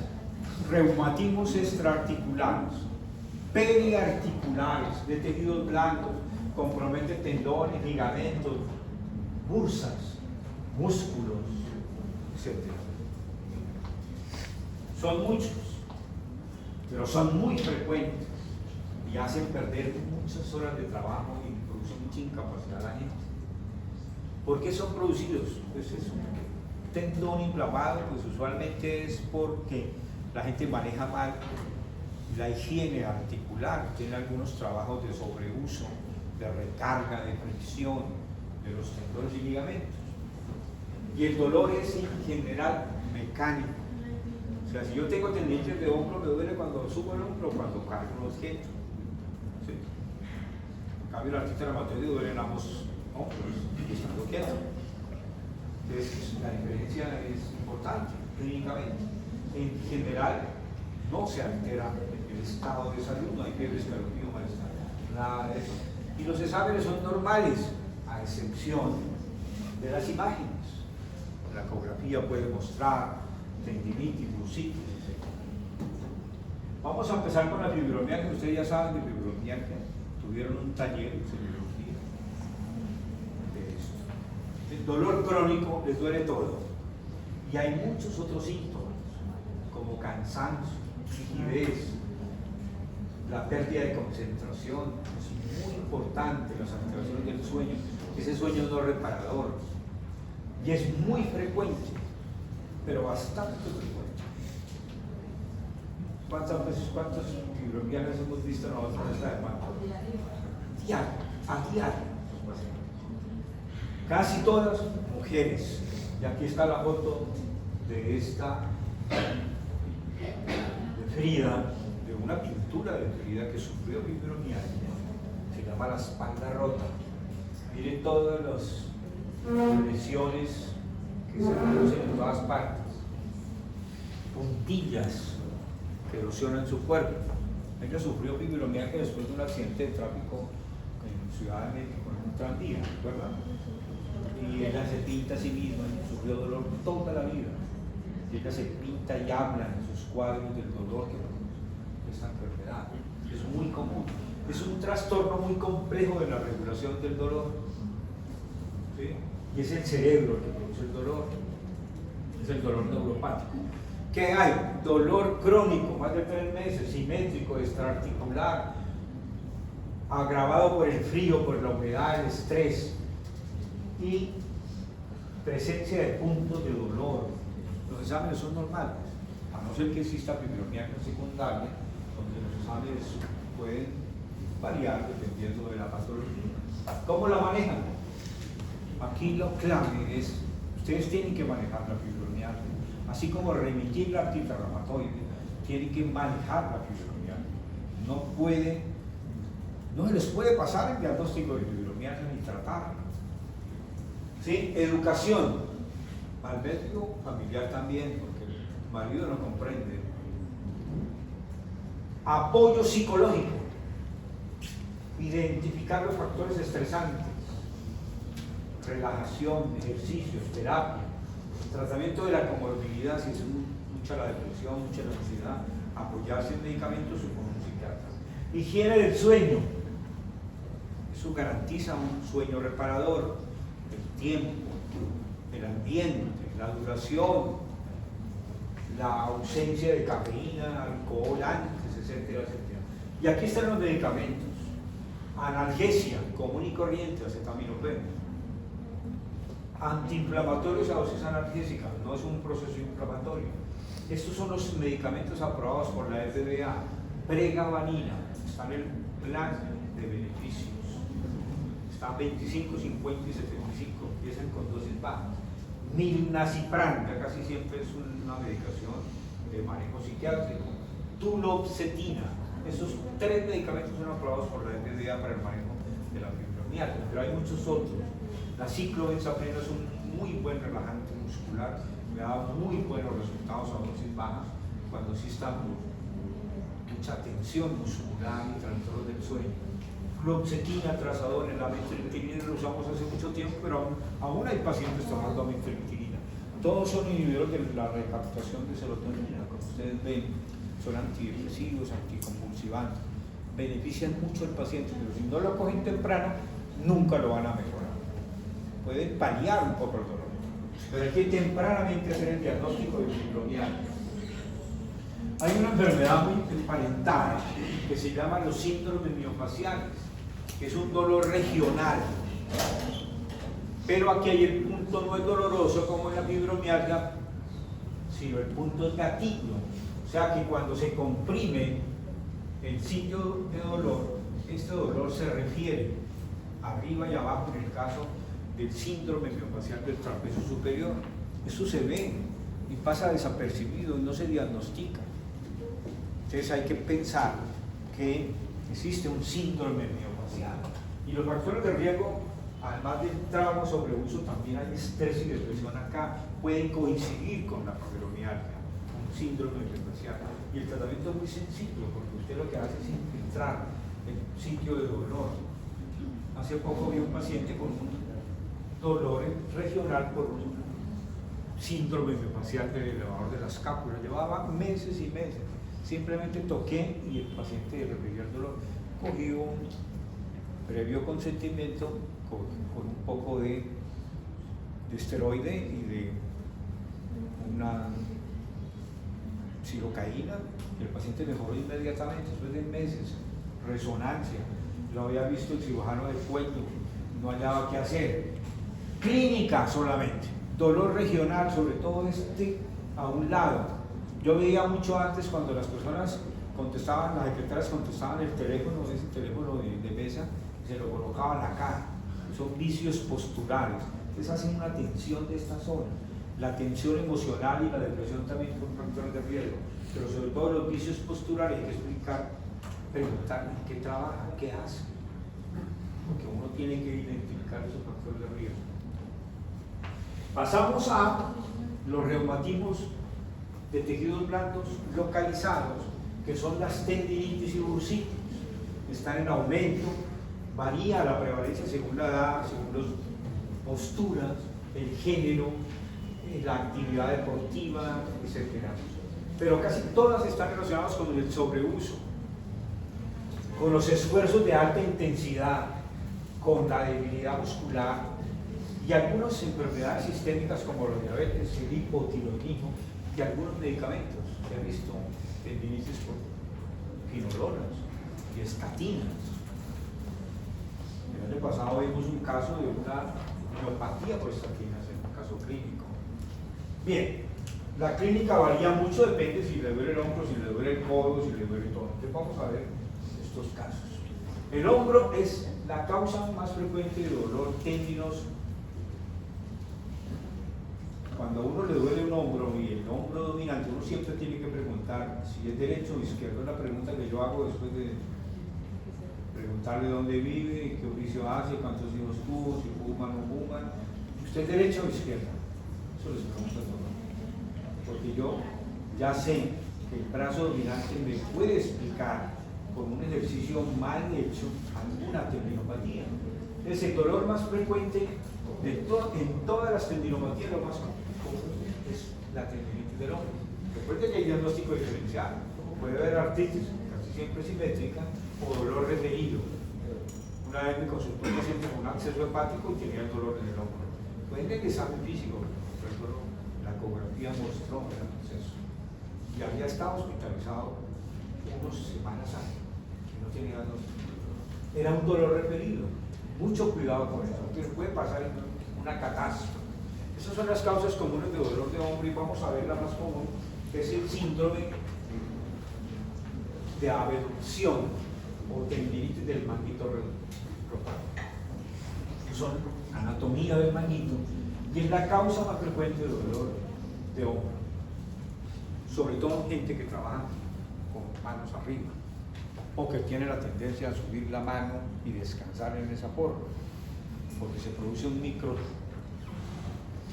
microtraumas y la percusión se reduce. El diagnóstico del síndrome del manguito rotador es clínico, no hay necesidad de hacer ecografía, resonancia, sino en casos complejos.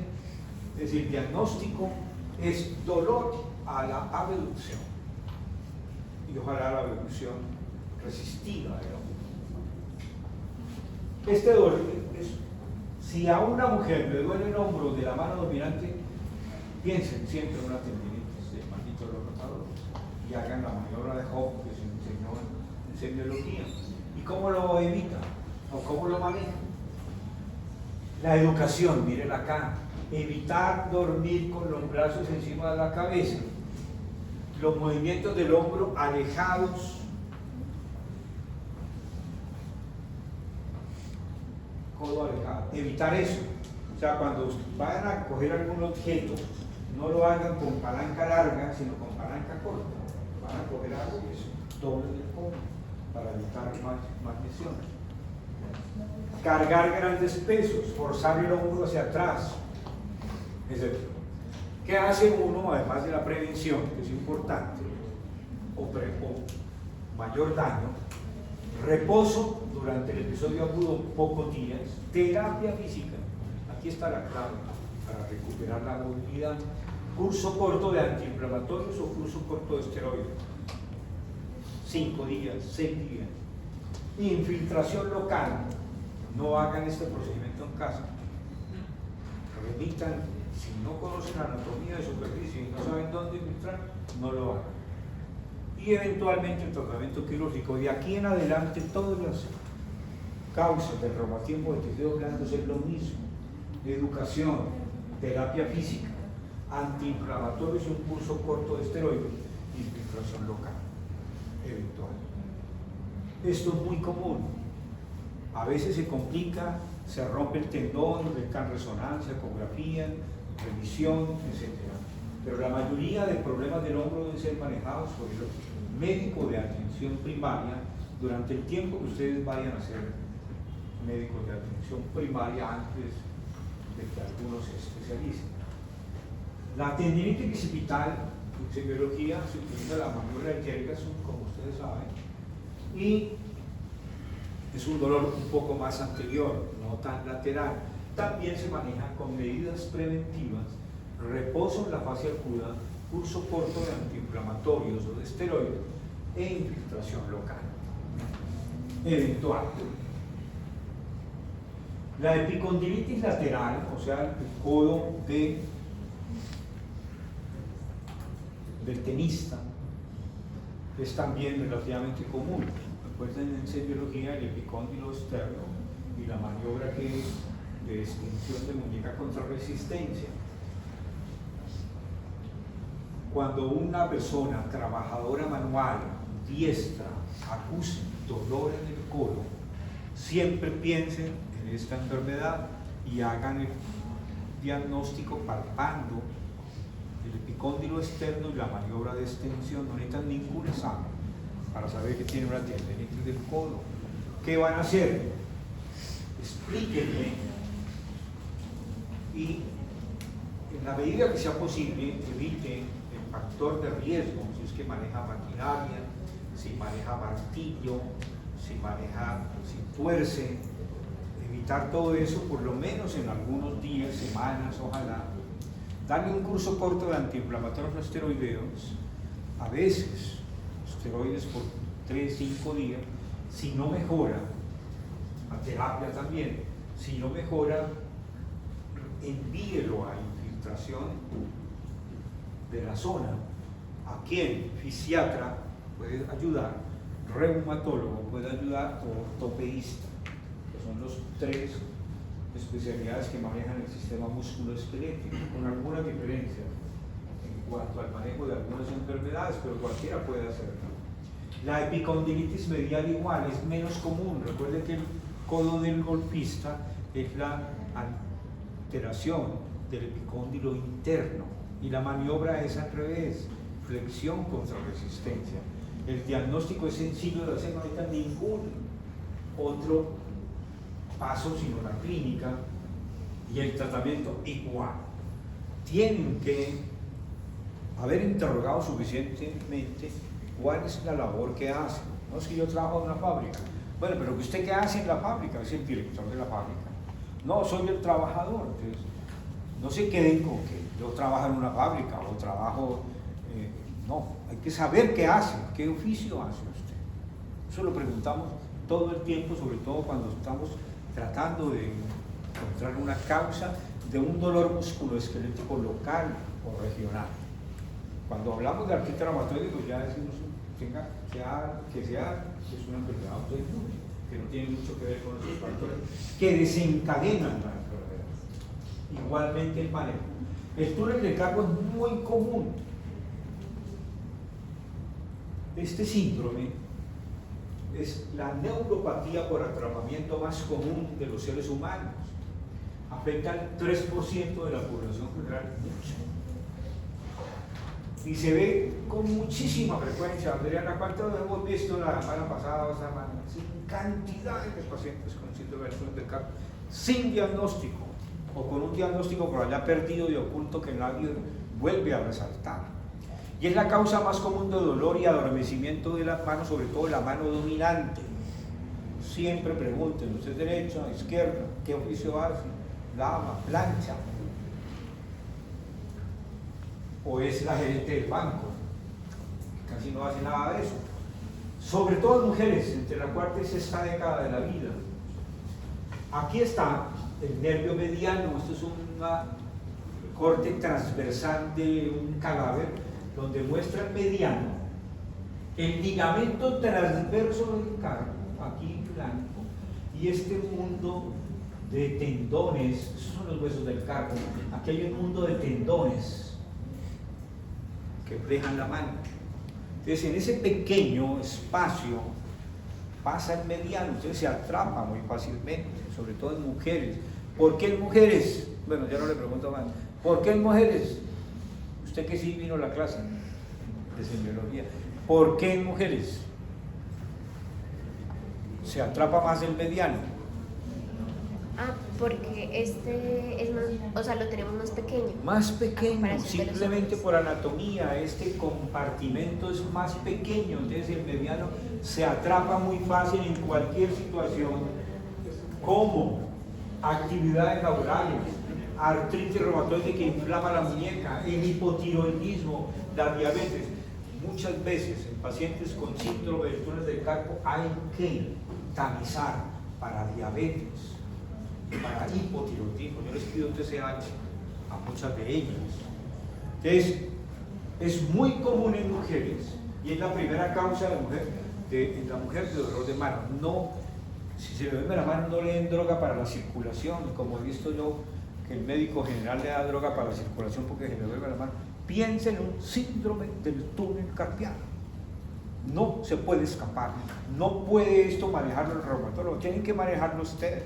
Es un tratamiento sencillo. Bueno, a veces complejo. Dolor y parestesias. Paran el paciente en la mitad de la noche a sacudir la mano. Esta maniobra de Fick tiene más sensibilidad y especificidad que el tiner y el palo. Sacudir la mano a mitad de la noche. Tiene más sensibilidad que el tiner y el fale. Hacer esto en la mañana. En el día están un poco mejor, a no ser que cuelguen algo, trabajen con la mano o hablen por teléfono mucho tiempo.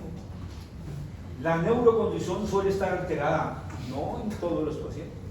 Hay 10-15% que nos afecta la neurocondición y es un síndrome del túnel carpiano. ¿Cuál es el tratamiento? Siempre en estos reumatismos de tejidos blandos, control de la causa desencadenante. Yo les contaba en el taller que les dicté de semiología, que vi un chino que trajeron de la China, claro,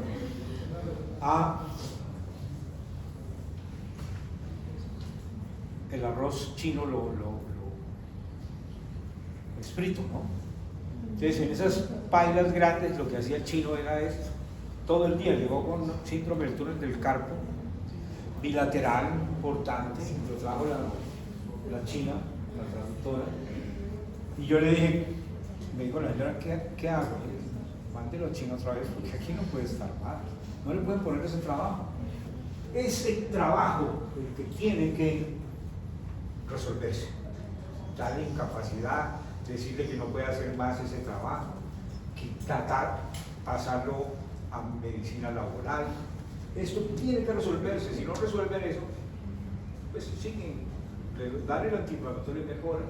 Férula mejora al 80%. Lo primero que deben hacer es mandarle la férula. ¿Sí? Mejora el 80%, casi todos lo mejoran con esto. Antiinflamatorios y esteroides no sirven para nada. Infiltración local del túnel. Este está un poco inclinado, ¿no? muy hacia arriba, el ángulo es un poco más bajo, unos 30 grados. Ingresa uno por los palmares, por los dos palmares. Si no tienen experiencia, no lo hagan, no hagan esto en casa. Mejora la mayoría de pacientes que no mejoran con férula solamente. Y los cirujanos hacen a veces, últimamente, con una mínima incisión, inclusive terapia quirúrgica endoscópica, o cortan ahí, lo que hacen es, en la anterior, lo que hacen ellos es cortar este ligamento, simplemente lo cortan, se amplía el continente para que el contenido pueda no sufrir la compresión que ocurre con el medial. Eso es lo que hacen los médicos. Y por eso cobran duro. Pero es un diagnóstico definitivo, mejora, pero no lo pueden hacer cuando la persona ya ha perdido la fuerza de agarre, donde ya la mano está dormida todo el tiempo, como un cable eléctrico, porque eso se despule el nervio y después queda botando chispas. ¿Usted ha visto un cable eléctrico despulido? Eso es lo mismo que tener una neuropatía del mediano a largo plazo. Se daña el nervio, ustedes diagnostiquen temprano, manejen temprano, quiten los factores de riesgo y usen la férula. Y si necesita infiltración, después de una electromiografía que les pueden mandar, remítanlo. Cirujano de mano, reumatólogo, fisiatra. El ortopedista no me gusta mucho. Estas cirugías son muy delicadas. Entonces yo siempre mando al cirujano de mano. El síndrome del canal de Guyon es una comprensión no del mediano, sino del cubital. Y ocurre también con algunos factores de riesgo, todos se llaman la parálisis del ciclista. Debe ser porque colocan las manos en una situación durante horas prolongadas en el timón, entonces se comprime el nervio cubital. Entonces, llaman la del guitarrista también. Trauma repetitivo, fracturas, tumores benignos a veces. Y la clínica varía un poco, pero hay parestesias en el territorio del cubital. ¿Cuál es el territorio del cubital? La mitad de acá y acá. Exactamente. Entonces fue a esa clase. Este es el cubital. Y este es el mediano. ¿De acuerdo? Entonces, cuando usted le dice a la señora, casi siempre una señora, que se le duerme la mano, usted de una vez le pone la mano. ¿Qué parte se le duerme? Entonces, ustedes pueden eventualmente hacer un diagnóstico clínico y solicitar la neuroconducción apropiada. Control de los factores de riesgo, cirugía en casos especiales. Otra tendinitis relativamente común es la tendinitis del pulgar. Esta que inflama los tendones del aductor largo y el extensor corto. En la maniobra de Finkelstein es positiva en estos casos. Control de los factores de riesgo, antiinflamatorios, curso corto e infiltración local. En la infiltración local hay que tener mucho cuidado porque no se puede tocar, los tendones no se pueden tocar, menos los nervios. Entonces hay que tener mucho cuidado con la comprensión anatómica de la región para hacerlo. A veces en la mano hay quistes sinoviales, muchas personas lo tienen, muchos son asintomáticos, es como una herniación, una protuberancia de una causa inespecífica, es blanda, es quística, se palpa, a veces se pierde con algunos movimientos de flexo-extensión de la muñeca. ¿Y cómo se trata? Pues la gente a veces se pregunta. Lo importante puede preocuparnos, pero a veces a algunos uno le explica y ya no se preocupan mucho. Y lo importante es eliminar el líquido, a veces se rompe frente a anestesia local, los ortopedistas lo rompen, y a veces hay tratamiento quirúrgico ocasional. La bursitis del orécrano es la inflamación de la busa. Este paciente, ¿qué enfermedad tiene? Además de la bursitis, ¿qué enfermedad tiene? Una escuela. ¿Qué? Por ahí. Es un codo, ¿no? Ah, De hecho, el campusito de dolor en cráneo es en el codo. ¿Qué enfermedad tiene? No sabemos si tiene espolón, pero por lo menos aquí en el codo, ¿qué tiene? ¿Qué enfermedad tiene? A ver. Artritis reumatoide. ¿Por qué tiene una artritis reumatoide? Tiene un nódulo subcutáneo. ¿Y este paciente qué tiene? Una bursitis ¿cuál? ¿Una artritis reumatoide? ¿O una gota? ¿Una gota? ¿Qué tiene? Este paciente tiene una gota, una bursitis por microcristales infectada. Mire que ayer tenemos. Mucho cuidado con eso. La mayoría no duele, ni se inflama ni se infecta, pero si se pone roja, caliente, hay que pensar en una bursitis del olecrano, en el tipo infeccioso. ¿Cuál es el control de los factores de riesgo? La gente acoda mucho. Desencadenantes ya, antiinflamatorios, y aquí se aspira muy fácil. Esto es coger con una agujita, se puede aspirar y mirar el líquido. Si es un líquido infectado, pues tiene que darle antibiótico. No ocurre frecuentemente, lo más común es que sea un líquido seroso, no inflamatorio. El dedo de un gatillo, es un dedo de un gatillo que se queda gatillado después de la fricción. Hay que descartar diabetes y hipotiroidismo, que ocurre con frecuencia, pero ¿cómo se maneja el dedo gatillo? Control de los factores de riesgo, que son los movimientos repetitivos de la mano o antecedentes de diabetes o hipotiroidismo, sobre todo en mujeres, y terapia física, un curso corto de antiinflamatorios. A veces se infiltra si no hay mejoría, con mucho cuidado. Rara vez hay que mandarlo al cirujano de manos. Y vamos a terminar con el dolor lumbar. Tenemos las 0817 y el dolor lumbar. Ustedes van a tener un caso clínico. ¿Cuál grupo es el del caso clínico? ¿Está acá? ¿Cuál grupo lo va a presentar? Es un caso de dolor lumbar. Yo leí un poco por encima, pero es un dolor lumbar. Entonces vamos a terminar la charla con el dolor lumbar, que es una causa común de dolor. La mayoría de veces no se encuentra una causa clara del dolor lumbar.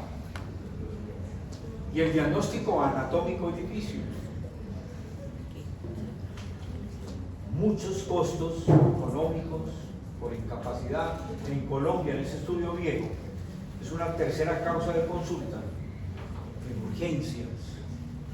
Es una causa común en medicina general. Es una segunda causa de invalidez. La mayoría de veces el dolor lumbar es mecánico. ¿Qué significa ser mecánico? El dolor es con los esfuerzos.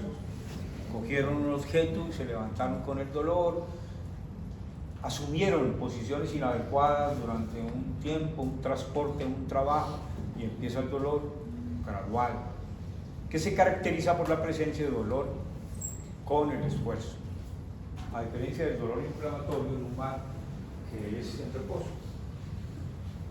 Lo más importante en el interrogatorio y en el examen físico es si ese paciente tiene señales de alerta. 90% del dolor lumbar es mecánico. Anatómicamente no se puede saber qué es lo que duele. Y eso se hace el diagnóstico de ese 90% con el interrogatorio. ¿A qué hora le dio? ¿Cómo le dio? ¿Qué estaba haciendo? Y el examen físico. ¿Cómo están los músculos paravertebrales? ¿Está obeso? ¿Tiene una enfermedad debilitante? Etc. Y en el interrogatorio hay que buscar algún factor de riesgo de una enfermedad que requiera un manejo diferente o una revisión al neurocirujano, al reumatólogo, al ortopedista, etc. Es importante conocer en la historia clínica si hay antecedentes de alguna enfermedad que puede producir afectación de la región, una metástasis por un cáncer, el abuso de drogas para pensar en una espondilodicitis infecciosa o infecciones en la piel o en otra parte que pueda por vía hematógena explicar una infección del disco. Trauma previo que puede explicar fracturas osteoporóticas, sobre todo en mujeres ancianas, el uso crónico de esteroides que puede conllevar también a una osteoporosis, posterior fractura lumbar, que son muy comunes, personas de edad avanzada. Si el dolor lumbar se acompaña de fiebre, o escalofrío, o pérdida de peso, colóquenle la bandera roja. Es una señal de alerta. Nadie en una enfermedad de tipo mecánico va a tener fiebre y escalofrío. No puede. Algo está pasando. Hay que hacer exámenes, hay que remitir, hay que evitar un daño. Cuando un dolor es muy intenso, no es lo usual. El dolor se presenta, entra en reposo, les pasa. Pero si el dolor es en reposo, intenso, nocturno o increciendo, que va aumentando, póngale una señal de alerta o una bandera roja y remita o haga algo. Si no mejora con el tratamiento convencional, el dolor lumbar mecánico mejora en pocos días con un poquito de reposo y droga para el dolor. Si hay rigidez matutina y dolor antes de los 40 años, ¿en qué piensan? ¿En qué piensan?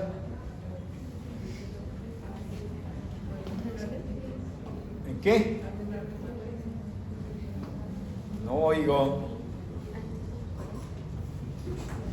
Rigidez matutina lumbar, dolor en reposo, ¿en qué piensan? Menor de 40 años, un macho dominante, ¿en qué piensan? Una espondilitis anquilosante. Este dolor es inflamatorio. Si hay algún déficit neurológico en el examen físico, anestesia en silla de montar, parecias, falta de control de esfínteres, póngale una señal y diga a este paciente hay que remitirlo. En esa historia clínica vemos que el paciente repetidamente venía con dolor lumbar, fiebre y lo vieron un poco de médicos, que eso no ocurra. Una pariente mía, venezolana, bueno, era colombiana y vivía en Venezuela, que viajaba por muchas partes por la profesión, le dio un dolor lumbar en uno de los aeropuertos. Intenso, nocturno, la noche anterior, y el médico general le dio droga del mismo aeropuerto, le dio droga analgésica. No descubrió que tenía un dolor lumbar inflamatorio, le dijo, no, señora, usted tiene que hacerse algún examen. Llegó a la ciudad de origen, lógico que no era el sitio habitual de vivienda, se le dificultó la ida al médico, exámenes, volvió a viajar, llegó a casa. Cuando un médico general no identificó la bandera roja, tenía fiebre. Se murió de una discitis, espondilodicitis. Eso no puede ocurrir, no puede ocurrir. Que se retarde el diagnóstico porque la gente no interroga bien. ¿Le duele la espalda? Ah, bueno, está bien, ¿usted qué trabaja así? Por favor, el interrogatorio es clave, siempre lo he dicho. Y en este caso particular, mucho más, porque deben identificar pacientes con señales de alerta en un dolor que requiera manejo especializado, remisión o exámenes. Otros señales de alerta es que tenga una reactante de fase aguda. Usted no puede tener un dolor lumbar con velocidad en 80 o una PCR en 20, eso no puede ocurrir. O anemia, o alguna imagen, cuando le mandan a hacer las imágenes, cuando sospechen, voy a hacer una radiografía, casi no sirve para nada, pero una resonancia puede ayudar un poco más. Entonces hay que tener mucho cuidado con el dolor lumbar, que esto lo vamos a desarrollar un poco más en el caso clínico de hoy. ¿Cómo manejamos el dolor lumbar mecánico? descanso poco, analgésicos, incluido el acetaminofén, antiinflamatorios a dosis analgésica, y explicar muy bien que se da la recuperación espontánea en la mayoría de casos, que si siguen activos y el dolor, tienen menos dolor crónico, el ejercicio ayuda a prevenir porque hay mucha gente obesa que no hacen ejercicio, los músculos son muy frágiles y fácilmente hacen alteraciones lumbares, ejercicios de fortalecimiento de resistencia muscular, hábitos de higiene corporal. Mucha gente no se sabe sentar, no sabe trabajar en una silla o en alguna otra situación. Y sobre todo, si no mejoran, recuerden que uno de los señales de alarma es que si no mejoran en pocas semanas algo está pasando, hay que investigar un poco. Bueno, listo. Ahí tenía algunas otras causas de dolor en miembros inferiores del reumatismo extraarticular, son los mismos. Vamos a pasarlas rápidamente, explicando control de los factores de riesgo, terapia física, antiinflamatorios un curso corto, esteroides curso corto, infiltración, invención si es importante, quiste de Becker, bursitis prearturiana, ahí está todo. Bursitis trocantérica esta, la gente dice que le duele ahí, en verdad duele y se infiltra en la zona. Tendinitis del Aquiles, mire esta tendinitis, puede ser por mal uso del calzado, ejercicio mal hecho, pero también puede haber enfermedades como la espondilitis anquilosante. Esto es un antesitio, inflamación del tendón y del sitio de inserción del tendón. La bursitis anserina o la pata de ganso, en biología lo vimos, esta es la rodilla y este es el sitio donde duele a la palpación de la inserción de los tendones. Este es un sitio que duele bastante y que hay que tratar a veces con infiltración. Y el alus valgo, el dedo del martillo, esto es más de ortopedia, un dedo que se refleja y que duele, casi siempre se puede vendar, férulas, un calzado especial o un tratamiento ortopédico. Esto es más de ortopedia. Y la fasciitis plantar, que es el dolor en la planta del pie, que vimos en semiología, el tratamiento es muy sencillo, con terapia física, antiinflamatorios y eventualmente infiltraciones que suelen resultar un poco dolorosas. El espolón calcáneo que alguien hablado ahorita es la presencia de esta formación ósea que muchas veces es asintomática, pero que en algunos pacientes produce dolor cuando inician la marcha. La recomendación es colocar acá una plantilla para que el peso no se haga contra el piso, sino contra la almohadilla, y eventualmente darle un antiinflamatorio e infiltrarlo. Esto duele mucho y la piel es muy dura. Yo he tratado de infiltrar, he infiltrado algunos, pero